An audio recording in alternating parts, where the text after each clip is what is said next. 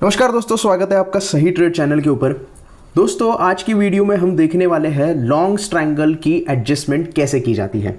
आप सबको पता है कि लॉन्ग स्ट्रैंगल जो होता है वो एनी डायरेक्शन वाली स्ट्रैटेजी है, यानी कि आपको पता नहीं है मार्केट अप जाएगा या मार्केट डाउन जाएगा, तो इसीलिए हम ये स्ट्रैटेजी बनाते हैं। किसी एक डायरेक्शन में अगर मूव आती है तो वहाँ पे हमें फ़ायदा हो, इसलिए हम ये स्ट्रैटेजी को एग्जीक्यूट करते हैं। जैसे कि इलेक्शन डे हो, अगर हम निफ्टी का चार्ट ओपन करेंगे तो कुछ इस तरीके से चार्ट आपको दिखाई देगा। मैं ट्रेडिंग व्यू के इस तरीके से चार्ट ओपन करता हूँ और इलेक्शन डे में हमें पता नहीं होता है कि मार्केट किस डायरेक्शन में जाएगा, या फिर हमें बजट के दिन पता नहीं होता है कि मार्केट किस डायरेक्शन में जाएगा। तो हम क्या करते हैं, ये स्ट्रैंगल बनाते हैं और ईच डायरेक्शन में अगर मार्केट चला जाता है तो हमें वहाँ पे प्रॉफिट होता है। जैसे कि ये बड़ा मूव आप यहाँ पे देख रहे हैं, इस बड़े मूव के बारे में पता नहीं है, लेकिन अभी जो मार्केट है वो इस पूरे डायरेक्शन में फंसा हुआ है, यहाँ से नीचे और यहाँ पे सपोर्ट ले रहा है। अब किस डायरेक्शन में मूवमेंट आएगी पता नहीं है, यहाँ से ऊपर जाएगा, यहाँ से नीचे आएगा, आपको आइडिया नहीं है, लेकिन आप दोनों तरीके के यहाँ पे ट्रेड लेना चाहते हैं। तो इसके लिए हम क्या करते हैं, स्ट्रैंगल बनाते हैं। ये स्ट्रैटेजी हम देखेंगे ऑप्शन ट्रेडर धन इस एप्लीकेशन में। मैं वेब पेज पे दिखा रहा हूँ, आप एप्लीकेशन पे भी ये बना सकते हैं। प्री बिल्ड में जाना है आपको। अगर आपने धन में अकाउंट ओपन नहीं किया है तो डिस्क्रिप्शन में लिंक अवेलेबल है, आप जाके तुरंत अकाउंट ओपन कर सकते हैं। अब जैसे कि मैंने कहा कि ये एनी डायरेक्शन वाली स्ट्रैटेजी है, तो एनी डायरेक्शन में आप देखोगे यहाँ पे, तो आप देख रहे हो कि लॉन्ग स्ट्रैंगल यहाँ पे आपको दिखाई दे रहा है। अब आप एक्सपायरी जो है वो कोई भी यहाँ पे सिलेक्ट कर सकते हो, एक्सपायरी का यहाँ पे कोई लोड नहीं है। तो मैं यहाँ पे 2 दिन के लिए नहीं, थोड़ा 1 हफ्ते के लिए सोच रहा हूँ और ये स्ट्रैटेजी मैं बनाऊंगा 28 मार्च की एक्सपायरी के लिए। तो यहाँ से आप एक्सपायरी चेंज कर सकते हैं। फिर से हम एनी डायरेक्शन में आते हैं और एनी डायरेक्शन में आप देख रहे हो लॉन्ग स्ट्रैंगल जो है, इसके ऊपर क्लिक करेंगे तो बहुत ज़्यादा यहाँ पे आपको स्ट्रैटेजीज देखने के लिए मिल जाएंगी। आप देख रहे हो कि पहले ही स्ट्रैटेजी जो यहाँ पे हम देख रहे हैं उसमें अनलिमिटेड प्रॉफिट और मैक्सिमम लॉस जो है वो 17,385 रुपये का दिखा रहा है। और इसमें हम क्या करने वाले हैं, कॉल और पुट दोनों बाय करते हैं। दोनों कॉल और पुट क्या करते हैं, बाय करते हैं। 22,100 का कॉल बाय किया है, यानी कि आउट ऑफ द मनी का कॉल बाय किया है, क्योंकि निफ्टी की क्लोजिंग जो हुई है 22,055 पे हुई है। और आउट ऑफ द मनी का पुट बाय कर रहे हैं, यानी कि 22,000 का पुट बाय कर रहे हैं, जो कि इसके हिसाब से हम देखें तो आउट ऑफ द मनी है। अब इस स्ट्रैटेजी में हमें क्या करना है, पे करना है, प्रीमियम पे करना है। 212 रुपये प्रीमियम हम पे करेंगे और 135 रुपये हम प्रीमियम जो है वो पे करेंगे। अब लॉन्ग स्ट्रैंगल में पेमेंट करनी होती है तो मैक्सिमम लॉस अपना कितना हो गया, जितना हमने प्रीमियम पे किया है उतना हमें मैक्सिमम लॉस होता है। अब अगर हम स्ट्रैटेजी बिल्डअप में देखेंगे तो कुछ इस तरीके से ये स्ट्रैटेजी हमें दिखाई देती है। जैसे कि मार्केट यहां से नीचे गिरेगा तो ही हमें प्रॉफिट होगा, मार्केट यहां से ऊपर रहेगा तो ही हमें प्रॉफिट होगा। इसके लिए फाइनल मार्जिन की रिक्वायरमेंट मैंने जितने बताई कि हम प्रीमियम जितना पे करते हैं उतना ही फाइनल मार्जिन हमें रिक्वायरमेंट होता है, 17,385 रुपये, और उतनी ही हमें रिस्क होती है। अब थोड़ा सा नीचे आएंगे तो आप यहाँ पे देख सकते हो, 2 यहाँ पे ब्रेक इवन पॉइंट दिखाई दिए हैं। 21,652 है नीचे के साइड में और ऊपर के साइड में 22,447। मगर अगर क्या होगा, इस रेंज के बीच में अगर मार्केट रहता है, जैसे कि आपको ये रेड कलर का यहाँ पे एरो दिखाई दे रहा है, इस रेंज में अगर मार्केट रहेगा तो आपको लॉस होगा ही होगा। 28 मार्च की एक्सपायरी हमने सेलेक्ट की है, तो हमें क्या करना पड़ेगा, अगर रेंज में मार्केट रहता है ऐसा हमें समझ में आ गया है तो हम एडजस्टमेंट करते हैं। एडजस्टमेंट की ज़रूरत उसी वक्त पड़ती है जब आपको लगता है कि आपको लॉस ही होने वाला है, और कुछ ना कुछ एडजस्ट करके हम अपना जो लॉस है उसे प्रॉफिट में कन्वर्ट कर ले या लॉस थोड़ा सा कम कर ले। तो सबसे प्रायोरिटी आपकी क्या होनी चाहिए, आपकी रिस्क जो है वो रिड्यूस करनी चाहिए, आपका लॉस जो है वो रिड्यूस करने के लिए आपको देखना चाहिए। अब थोड़ा सा हम क्या करेंगे, यहाँ पे जो हमारा लॉस है वो किस तरीके से होगा, इसके लिए हम थोड़े से ये एडजस्टमेंट करेंगे और प्राइस को थोड़ा बहुत चेंज करके डेज को यहाँ पे ऊपर नीचे करेंगे। अभी 18 मार्च आप यहाँ पे देख रहे हैं, मान लेते हैं 19 मार्च का दिन आ गया और मार्केट जो है वो 22,099 यहाँ पे चला गया। अगर आप देखोगे तो अभी भी हम लॉस में है। 19 मार्च के दिन अगर मार्केट 22,099 पे क्लोज होता है तो प्रॉफिट एंड लॉस टेबल में देखोगे तो 687 रुपये का अभी भी लॉस ही हो रहा है। एक दिन और निकल जाता है और मार्केट कुछ भी नहीं मूव करता, ज़्यादा मूव नहीं करता है मार्केट। आप देख रहे हो 22,143 पे ही मार्केट जाता है, तो आप देख रहे हो फिर भी आपको लॉस हो रहा है 1275 का। 2 दिन और निकल जाते हैं और 22 तारीख को आपका लॉस होता है 3600 अगर मार्केट 22,143 रहता है, या फिर मार्केट फिर से 22,100 पे आता है तो ये लॉस 4,152 रह जाता है। अब आप सोच रहे हो कि एक्सपायरी में बच गए हैं 6 दिन, अब क्या किया जाए कि अच्छी तरीके से मेरा ये एडजस्ट हो जाए पोजीशन। एक दिन आप वेट करते हो, फिर एक दिन वेट करते हो, 23 मार्च को मार्केट फिर से थोड़ा सा ऊपर चला जाता है और 22,188 पहुंच जाता है, ऐसा हम मान रहे हैं। लेकिन हमारा जो ब्रेक इवन पॉइंट है 22,400 है। अगर 22,400 के ऊपर मार्केट जाएगा तो हमें प्रॉफिट होगा। तो आप फिर से एक दिन वेट करते हो और मार्केट छलांग लगा के 22,320 पे चला जाता है, लेकिन फिर भी आप लॉस में ही है।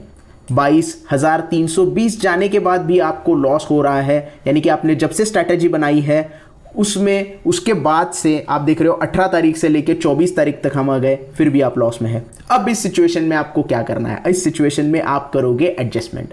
अब एडजस्टमेंट के लिए आपको करना क्या होता है? पहले तो हम पे ऑफ ग्राफ देख लेते हैं। इस तरीके का पे ऑफ ग्राफ आपको लॉन्ग ट्रायंगल का दिखाई देता है। अब इस लॉन्ग ट्रायंगल को एडजस्ट करके आपको बटरफ्लाई स्ट्रेटजी में कन्वर्ट करना है। अब आप बोलोगे ये बटरफ्लाई स्ट्रेटजी क्या है? इसका वीडियो ऑलरेडी मैंने बनाया है, इसकी एडजस्टमेंट का वीडियो भी ऑलरेडी मैंने बनाया है, तो वो जाके आप डिस्क्रिप्शन में देख सकते हैं या आई बटन में देख सकते हैं। अब इस लॉन्ग ट्रायंगल को हम बटरफ्लाई में कैसे कन्वर्ट करें? इसके लिए आपको जरूरत पड़ेगी एक्स्ट्रा मार्जिन की, क्योंकि यहां पे हमने अभी तक सिर्फ प्रीमियम पे किया है। अब इस पर्टिकुलर स्ट्रेटजी को आपको एडजस्ट करने के लिए, बटरफ्लाई में शिफ्ट करने के लिए क्या करना होगा? आपने जिस स्ट्राइक प्राइस पे ये स्ट्रेटजी बनाई है, जिस स्ट्राइक प्राइस पे स्ट्रेटजी बनाई थी, यानी कि जिस स्पॉट प्राइस पे स्ट्रेटजी बनाई थी, ये स्ट्रेटजी कब बनाई थी? हमने 22,055 पे बनाई थी, राइट? तो आपका वो स्टार्टिंग पॉइंट था। तो आपने क्या किया था? 22,100 से लेके 22,000 रुपए तक, ये 22,100 का कॉल बाय किया था, 22,000 का पुट बाय किया था। यानी कि ये जो ब्लू कलर की, लाइट ब्लू कलर की रेंज है, उसके बीच वाला जो स्ट्राइक प्राइस है, यानी कि 22,050 का जो स्ट्राइक प्राइस है, वो बचा हुआ है इन दोनों के बीच में। तो इस बीच वाले स्ट्राइक प्राइस का एक कॉल और एक पुट आपको सेल कर देना है। इसे मैं यहाँ ऐड कर देता हूँ। 22,000 का एक पुट आपको कॉल सेल कर देना है, 230 रुपए आपको रिसीव होंगे, तो ऐड कर दूंगा। कुछ आपका पे ऑफ ग्राफ इस तरीके से दिखाई देगा, लेकिन अभी कंप्लीट नहीं हुआ है। एक और चीज आपको ऐड करनी है, सेम एक्सपायरी की 22,050 की पुट भी आपको सेल कर देनी है। तो ये देखिए आपका पे ऑफ ग्राफ कुछ इस तरीके से दिखाई देगा। और यहां पे अगर मार्केट अभी भी रेंज में रहता है तो आपको प्रॉफिट होगा। अभी पहले क्या था? मार्केट रेंज में रहेगा तो आपको नुकसान हो रहा था। अब मार्केट रेंज में अगर रहता है तो आपको प्रॉफिट होगा। और जो लॉस की संभावना है, जो आपको 17,000 रुपए का लॉस हो रहा था शुरुआत में, वो आपका लॉस रिड्यूस होके रह जाएगा। कितना वो भी बता देता हूं। थोड़ा सा नीचे आके देखोगे तो आपका लॉस कितना रह गया? रिड्यूस होके सिर्फ 585 रुपए। यानी कहां आपको 17,000 रुपए का लॉस हो रहा था और कहां आप सिर्फ लॉस रिड्यूस करके 585 पे लेके आए। लेकिन यहां पे एक चीज है, पहले आपने सिर्फ 17,000 रुपए पे किए थे, लेकिन अभी आपको फाइनल मार्जिन यहां पे लगने वाला है 64,000 रुपीज का। यानी कि आपके पास अगर 1 लाख रुपए से ऊपर होंगे तो आप ये स्ट्रेटेजी इसी पर्टिकुलर वे में बना सकते हैं, क्योंकि शॉर्ट पोजीशन लेने के लिए आपको अपर मार्जिन देना पड़ता, अपफ्रंट मार्जिन देना पड़ता है, और इसकी मदद से आप अच्छी तरीके से स्ट्रैटेजी बना सकते हो और इस स्ट्रैटेजी को आप होल्ड भी करते हो। और मार्केट में अब हम देखते हैं कि मार्केट किसी तरीके से मूव करता है। अब हमने देखा कि हमें यहाँ पे 4-5 हज़ार का लॉस हो रहा, 2-2.5 हज़ार का लॉस हो रहा था जब तक हमने ये सेल नहीं किया था तब तक। क्योंकि हम देखते हैं, फिर से मैं इसे हाइड कर देता हूं, तो आप देख रहे हो 2,112 रुपए का लॉस हो रहा था। अब ये दोनों पोजीशन हमने जैसे ही ऐड कर दी, आपका जो लॉस है वो 237 रुपए रह गया। अब आप क्या करते हो? नेक्स्ट डे देखते हो कि ये स्ट्रैटेजी तो आपने बना दी, नेक्स्ट डे क्या होता है, और मार्केट जो है वो नेक्स्ट डे फिर से नीचे आ जाता है। अब नीचे आ गया कहां तक? 22,188 तक मार्केट आ गया, क्योंकि मार्केट का तो भरोसा नहीं है ना, मार्केट किसी भी डायरेक्शन में जा सकता है। तो अगर 22,188 पे मार्केट आ गया तो आपको लॉस होगा सिर्फ 167 रुपए का। और एक बात और मैं यहां पे बताना चाहूंगा, जो रेंज है आपकी, वो रेंज ये देखो कितनी छोटी रेंज हो गई है। अब इस छोटी रेंज में अगर मार्केट रह जाता है तो ही आपको फायदा होगा, ये भी सच है। तो रेंज छोटी कर देता है, लेकिन आपका जो लॉस है वो भी यहाँ पे कम कर देता है। और हमारा अल्टीमेट गोल क्या है? हमारा लॉस रिड्यूस करना। प्रॉफिट कमाना बाद में बात है, पहले तो लॉस रिड्यूस करना सीखो। लॉस अगर रिड्यूस करना सीखोगे तो ही आप अच्छे तरीके से प्रॉफिट बना सकते हो। सिर्फ प्रॉफिट की मत सोचो, प्रॉफिट की सिर्फ सोचोगे तो थोड़ा सा दिक्कत हो सकता है। हमेशा आपके दिमाग में वही चलता रहेगा कि मुझे प्रॉफिट नहीं हो रहा है, प्रॉफिट नहीं हो रहा है। तो आप लॉस रिड्यूस करोगे तो आपका प्रॉफिट अच्छे तरीके से देखने के लिए मिल जाएगा। अब 26 तारीख को आते हैं और 26 तारीख को मार्केट फिर से गिर जाता है और 22,099 पे आता है, तो आपको लॉस नहीं होगा, 137 रुपये का ही लॉस होगा।